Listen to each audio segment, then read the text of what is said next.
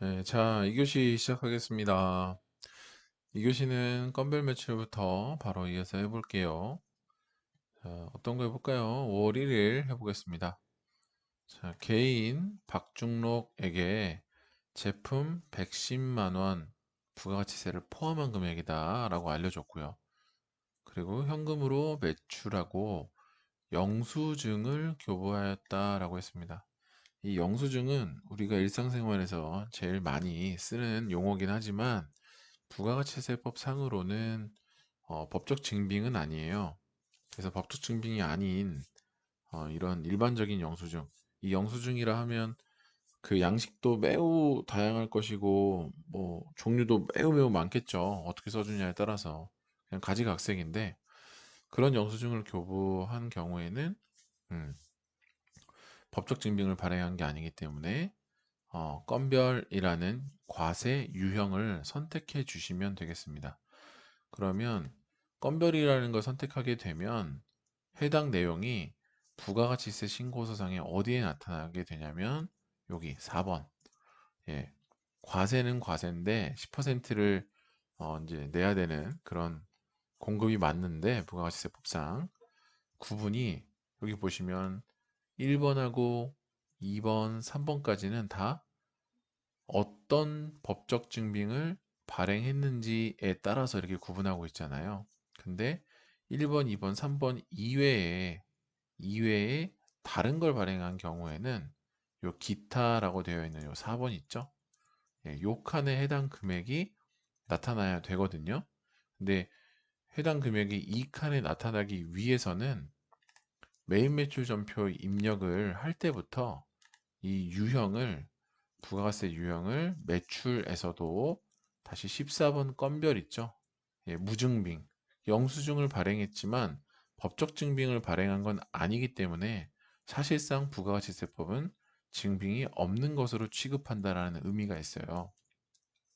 예, 이 14번 건별을 선택해 줘야 그래야 부가가치 신고서상의 요 4번 란에 프로그램에서 자동으로 반영을 해주게 됩니다. 그래서 건별 입력을 배워보는 겁니다. 건별 매출 실무 문제는 부가가치 신고서상에 여기 4번에 금액이 나타나도록 하기 위해서는 매입 매출 전표 입력의 유형을 14번 건별을 선택해주면 된다. 이걸 배우기 위해서 지금 요 예제를 풀어보는 거고요. 그 다음에 건별은 뭐라고요?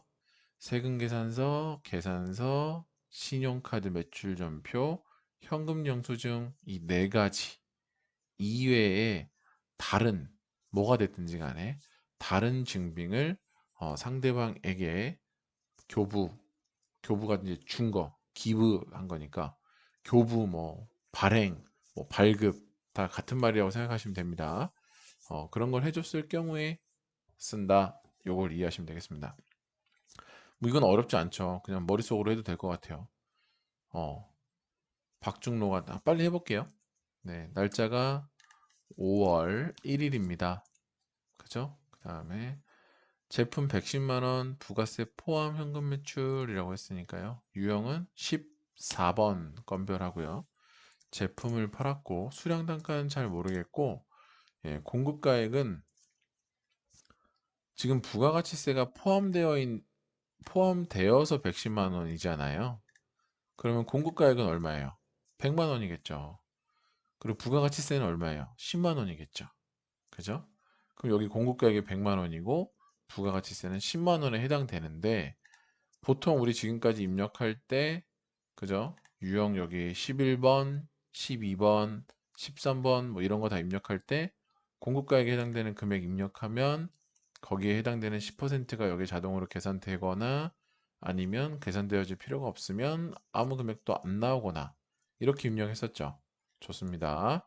그런데 이 건별이라는 14번의 유형을 선택하고 요 금액을 입력할 때는 공급가액하고 부가가치세가 합쳐져 있는 금액을 입력해 주시면 이 프로그램이 자동으로 공급가액과 부가가치세를 나눠줍니다. 그래서 여기에 100만 원이 아니라 부가세가 포함된 110만 원을 전부 다 입력해 주시고 그 다음에 엔터를 치시면 지금 보시는 바와 같이 공급가액 100만 원, 부가세 10만 원으로 알아서 나눠주니까 14번 건별로 입력할 때는 공급가액 란에다가 진짜 공급가액 100만 원을 내가 알아서 계산해서 넣지 않아도 그냥 부가세 포함된 전체 금액을 여기다 입력하면 알아서 공급가액과 부가세로 나눠주는구나, 이렇게 이해하시면 되겠습니다. 다음에 박중록이라는 사람이 있나 볼게요. 여기 있네요. 이 사람을 선택하 없으면 아까 이전 시간에 거래처 등록했던 거와 마찬가지로 설명해 드린 거랑 마찬가지로 여러분들이 직접 박중록을 그냥 입력하시면 돼요. 저는 있으니까 다시 또 선택을 해 보겠습니다. 자, 선택하고요. 그 다음에 엔터 치면 여기서 입력하고 엔터 치니까 어디로 가요? 전자로 안 가네요. 그죠? 왜요? 전자는 세금 계산서나 계산서가 발행되었을 때만 그 세금 계산서나 계산서가 전자인지 아닌지를 물어보지, 그 두 가지 이외의 증빙이 발행된 경우에는 전자인지 아닌지 여부를 묻지 않습니다. 그래서 자동으로 여기로 넘어가고요. 분계는 뭐 하면 될까요? 현금으로 매출했으니까 역시 숫자 1번 그러면 현금이 선택되고 분계가 자동으로 어떻게 됩니까? 밑으로 내려와서 여기 확인해 보니까 자동으로 대변의 제품 매출 100만 원, 자동으로 대변의 부가세 예수금 10만 원 이렇게 분계가 됩니다. 그럼 뭐 더 할 거 없죠. 물론 차변에는 현금 110만 원이 지금 분계되어 있는 것과 마찬가지인 상태인 거죠. 그죠? 이렇게 분계되어 있는 거나 다시 3번으로 한번 해볼게요. 이렇게 돼서 이렇게 분계되어 있는 거나 지금 같은 거예요. 같은 거예요. 같다는 게 무슨 의미인가요, 선생님? 어, 재무제표에 반영되는 내용이 같다고. 그죠?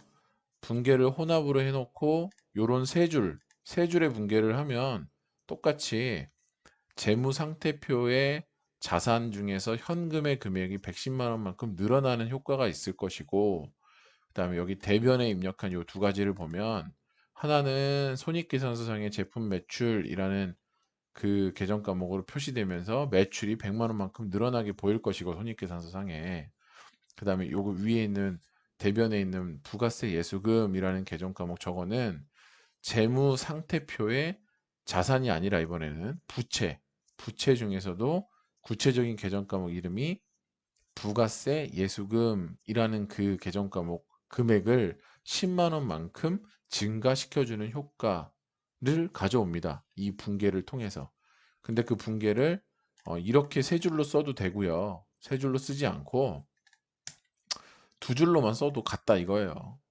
예, 같게 프로그램은 동일하게 인식을 한다 이겁니다. 왜?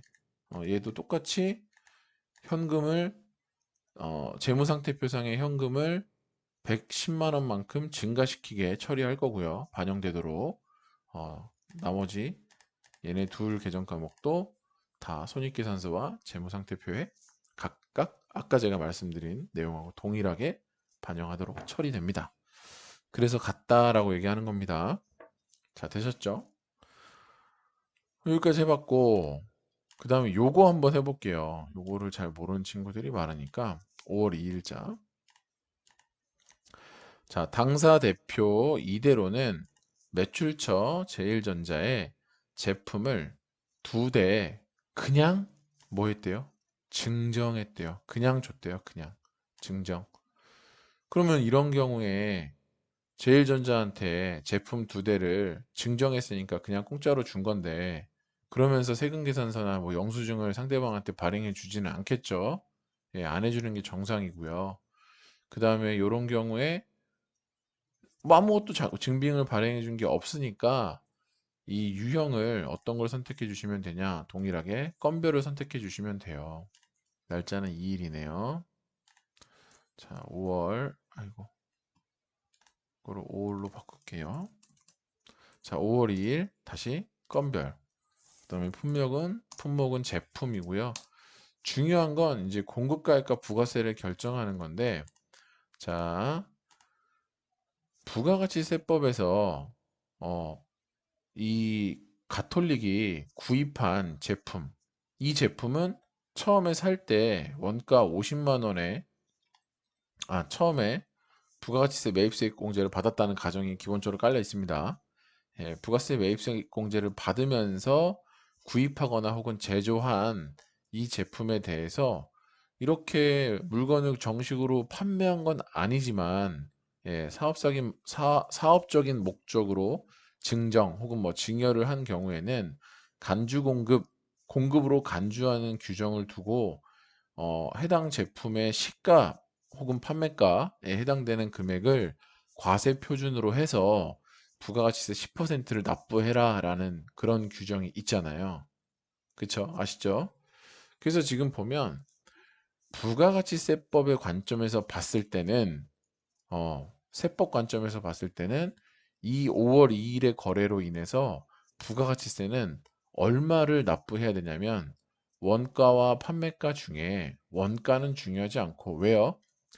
판매가 혹은 다른 말로 시가, 뭐 완벽하게 의미가 동일하진 않지만 그냥 일반적으로는 판매가나 시가나 동일하다고 보겠습니다. 예, 시가를 기준으로 해서 세금을 걷겠다라고 했기 때문에 그 세금을 걷는 내용이 어떤 내용이다라고 입력해주고 있는 이 상단 이 칸에는 공급가액을 얼마로 입력해야 되냐면, 판매가 80만 원을 기준으로 해서 두 대니까 80이 아니라 160만 원이 될 것이고, 그 160만 원에 대해서 부가가치세는 또 얼마일까요? 10%니까 16만 원이 되겠죠. 그죠? 그러면 다 합치면 얼마예요? 부가세까지 포함하면 176만 원이 되겠습니다. 176만 원을 이렇게 입력해 주시면 이 공급가액이 80만 원 두 대니까 160이 된 거예요. 예, 왜 이 금액을 입력하나요?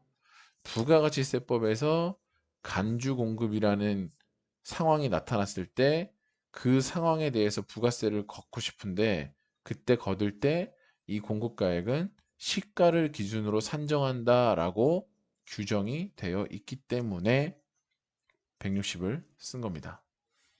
됐죠? 자, 이렇게 썼고, 그다음에 제일전자죠. 매출처는 제일전자. 매출처가 아니라 이제 중요한 곳은, 그다음에 이제 분계를 해볼게요. 분계는 혼합으로 하겠습니다. 뭐 현금을 받은 건 아니었으니까. 자, 혼합으로 하면 어떻게 됐느냐? 지금 이게 매출은 아니잖아요. 그죠? 예, 5월 2일 날 제일전자한테 그냥 준 거잖아요. 그냥. 그럼 제품 50만 원짜리 한 대에 50만 원이었는데 두 대니까 100만 원이잖아요. 100만 원짜리 제품이 줄어들었겠죠. 원래 자산으로 가지고 있었다라고 함은, 예, 차변에 잔액이 남아 있었던 그 제품 100만 원이 사라졌겠죠. 되셨어요? 예, 그래서 여기 대변에는 제품을 선택해 주시고 금액이 얼마? 100만 원. 그리고 얘는 정상적으로 판매 과정을 거쳐서 우리 회사에서 이 제품이 100만 원만큼 줄어든 게 아니라 판매가 아닌 다른 이유로 줄어들었기 때문에 정상적으로 매출 원가에 얘가 반영되기 어렵기 때문에 그런 경우에는 적용을 이렇게 해서, 네, 8번 타계정으로 대책 이렇게 선택해 주셔야 나중에 제대로 원가 산정이 됩니다. 자, 그 다음에 대변에는 부가세 어디 갔어요? 예. 그런데 어쨌든 100만 원짜리가 우리 입장에서는 제품이 줄어들었는데, 이런 상황으로 인해서 부가가치세는 얼마를 납부할 의무가 생겼냐면요. 16만 원. 그죠? 부가가치세는 어쨌든 우리는 돈 받고 판 것도 아님에도 불구하고 부가가치세법에서 간주공급이라는, 처음에는 아마 잘 이해 안 될 수도 있어요. 그 잘 이해 안 되는 규정을 만들어 놨기 때문에 이 거래로 인해서 16만 원만큼의 부가세를 내라고 지금 하고 있거든요. 그러니까 이게 의무잖아요. 부채잖아요. 내야 될 돈이잖아요. 그래서 대변이면 이제 부채죠. 부가세 예수금이라는 계정 과목에 부채가 16만 원만큼 늘어난 거죠. 되셨나요? 그리고 차변에는 뭐가 들어가야 되겠어요? 지금 제일전자라는 회사한테 우리 회사가 거래 관계를 좋게 하기 위해서 제품 두 대를 공짜로 주면서 발생한 일종의 비용으로 볼 수 있는 게 원가 자체 100만 원하고 그다음에 부가가치세 16만 원도 어쩔 수 없이 납부를 내가 대신 해야 되는 거니 총 얼마예요? 116만 원이라는 비용이 발생한 셈이죠. 그게 뭐예요? 접대비지 뭐. 그죠? 특정 거래처에게 영업과 관련해서 거래 관계를 원활하게 할 목적으로 소요되는 모든 비용이 접대비잖아요. 그럼 접대비라고 계정 과목을 이렇게 써주시면 금액이 116만 원 접대기가 발생한 거죠. 보세요. 위에는 160만 원, 16만 원 써 있지만 아래는 116만 원, 100만 원, 16만 원 써 있죠. 아까 제가 1교시에 말씀드렸던 이 상단에 있는 금액, 내용 혹은 하단에 있는 금액 혹은 내용이 꼭 동일하지 않을 수도 있다라고 말씀드렸었죠. 대표적인 예시입니다. 그리고 여기는 오타겠죠. 공이 하나 빠졌어요. 자, 요게 이제 건별 매출이라고 말씀드릴 수 있고요. 수출 매출은 내용이 다 같은데 영세 매출과 내용이 다 같은데 선택을 여기서 영세가 아니라 예를 들어서 여기서 영세하고 다 내용이 같은데요. 12번 영세가 아니라 16번 수출을 선택해 주시면 되겠습니다. 그 내용 말고는 다 동일합니다. 다만 얘는 영세율 세금계산서가 발행되지 않은 직수출인 경우에는 16번을 선택하고 그 다음에 영세율 세금계산서가 발행된 경우에는 영세를 선택하면 된다 라고만 이해하시면 수출 매출 실무 문제는 영세 매출 실무 문제와 내용이 거의 같습니다. 유형을 수출을 선택해야 된다는 것 말고는 다 동일해요. 자, 그 다음에 카드 과세 및 현금 과세 실무 문제입니다. 요건 어떤 걸까요? 딱 봐도 카드, 현금. 그러면 요거는 신용카드 매출 전표. 요거는 현금 영수증을 발행한 거겠죠? 그죠? 요거 한번 해봐야 되겠네요. 6월 10일.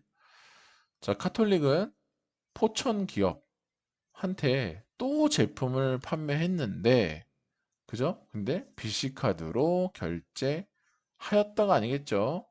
포천 기업, 아니, 지금 가톨릭 입장에서 내용을 쓰고 있는 거기 때문에 포천 기업에 판매하고 BC카드로 결제를 받았다라고 표현해야 더 정확한 의미 전달이 될 것 같아요. 결제한 건 포천 기업 입장에서는 결제한 거겠죠. 근데 지금 이 서술은 카톨릭 입장에서 쓰고 있기 때문에 카톨릭은 물건 판매하고 BC카드로 결제를 받아준 겁니다. 근데 BC카드로 결제를 받아줬으니까 받아주면서 그 단말기에다가 카드를 넣고 이게 얼마죠? 200개 5만 원이면 200개 5만 원 1000만 원이네. 1000만 원을 뚝뚝뚝 누르고 입력을 누르면 뭐가 나와요? 찌직 하면서 요새는 소리도 안 나나? 그냥 찡 하고 신용카드 매출 전표가 나오잖아요. 자동으로 발급된 거예요, 그게. 발행된 거예요. 그 상대방한테 주죠. 그죠? 어. 거기에 내용이 뭐라고 적혀져 있냐면 이 카드는 BC 카드고 그 카드 번호는 요런 카드 번호는 이렇게 되어 있고 그다음에 뭐 회원명은 뭐고 막 이렇게 되어 있는데 제일 중요한 게 뭐냐면 여기서 이 매출 있잖아요. 매출. 요 부분. 요 매출 금액이 1000만 원인데 부가세가 100만 원이다라고 반드시 이 매출과 부가가치세를 공급가액이죠. 이 매출이 공급가액과 부가가치세를 구분해서 표시해 줘야 됩니다. 구분해서. 그게 제일 중요해요. 구분해서 표시해 주는 게 제일 중요합니다. 그래야 이 신용카드 매출 전표가 부가가치세법상 인정받을 수 있는 법적 증빙이 됩니다. 간혹 이거를 구분 안 하고 그냥 합계만 딱 나오는 경우도 있거든요. 근데 그렇게 발행하시면 안 돼요. 뭐 여러분들이 발행하지는 않겠지만. 그래서 이런 경우에는 뭐 특이사항이 뭐 없죠. 날짜가 6월 10일이니까 10일 이렇게 해놓고 6월 10일. 그다음에 여기 유형에서 뭐 선택하면 된다? 여기 매출인데 17번에 카가 있죠. 카드 과세. 무슨 소리예요? 똑같이 물건 판매하고 매출이 발생했는데 상대방한테 내가 발행해준 증빙이 신용카드 매출 전표니까 카드네 카드. 그리고 해당 제품은 부가가치세법상 과세 거래에 해당되기 때문에 내가 매출한 금액 1,000만 원에 대해서 10%인 100만 원만큼의 부가가치세를 내가 납부할 의무가 있고 이 포천기업이라는 회사한테 대신 징수해서 받을 또 권리가 있는 거겠죠. 이런 경우에 뭘 선택한다? 17번 카드 과세를 선택한다. 그리고 입력할 때는 1,100만 원, 아니죠. 2,000이죠. 2,200만 원 이렇게 부가가치세가 포함된 금액을 입력해 주시면 역시 건별과 마찬가지로 카과도 부가세를 포함한 금액을 공급가액에 입력해 주시면 자동으로 부가가치세와 공급가액을 구분해서 입력해 준다. 이렇게 이해하시고 그 다음에 나머지는 뭐 내용 다 똑같아요. 그 다음 6월 20일 개인 소비자 송혜에게 제품 55만 원을 판매하고 현금으로 받고 현금 영수증을 교부해줬다. 이거는 뭐예요? 현금으로 받고 신용카드 결제한 건 아닌데 받고 끝난 게 아니라 현금 영수증을 내가 발행해 줄 수 있거든요.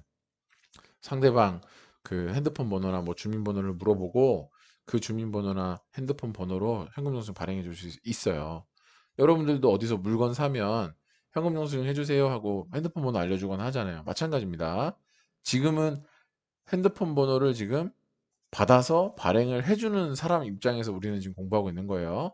여러분들은 보통은 발행받는 입장이었지만 자 이런 경우에도 55만 원이니까 어떻게 해주면 되겠습니까?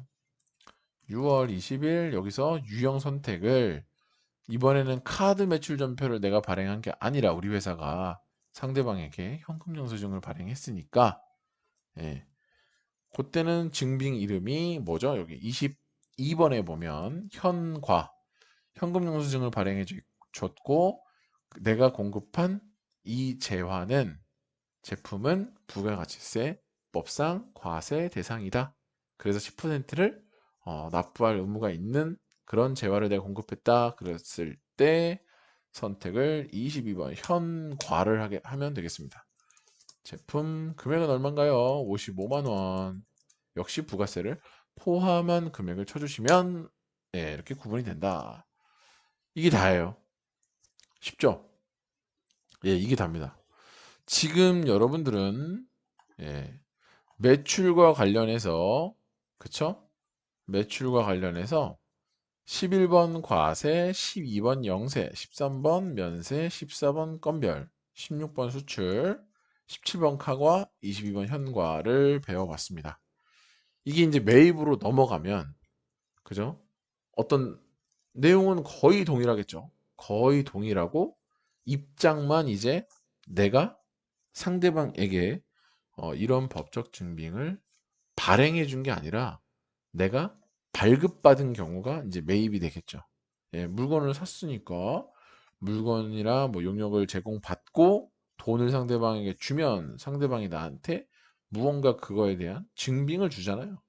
보통 우리가 개인 소비자들 입장에서 제일 많이 받는 건 신용카드 매출 전표를 받는 거고요. 우리 다 카드 쓰니까 가끔 현금 영수증도 받는 건데 이제 기업과 기업, B2B라고 부르는 기업과 기업 간의 거래에서는 사실 세금 계산서나 계산서를 받는 경우가 훨씬 더 많죠. 근데 우리가 지금 아직은 경험하지 못했을 뿐이죠. 어쨌든 매입은 매출과 동일한 내용인데 예, 받는 입장에서 입력할 때 그 차이만 있는 겁니다. 쉽겠죠? 예. 근데 다만 딱 하나 불공제 54번 불공제 요거 내용만 추가로 좀 공부를 하면 되기 때문에 나머지는 다 동일하고요. 다만 매입이면 색깔이 붉은색이 아니라 무슨 색이라고 했죠? 파란색이라고 했잖아요. 여기서 매입인데 똑같은 매입이지만 내가 세금계산서를 만약에 발급받은 경우라고 하면 여기에 51번 과세를 치면 되는데 네, 이렇게 보면 어때요? 파란색이죠? 아, 파란색이면 매입에 해당되는 거래였구나. 이렇게 이해하시면 되겠습니다. 그리고 매입은 매출과 그 내용이 완전히 동일하고 입장만 반대라고 생각하고 입력하면 되는데 다만 하나 54번 불공에 해당되는 건 조금 내용이 다르더라. 이렇게만 이해하고 계시고 3교시에는 불공에 대한 내용과 그다음에 종합예제를 풀어봄으로써 매입 매출 전표 입력 메뉴를 마무리해 보도록 하겠습니다. 자, 3교시에서 뵙겠습니다.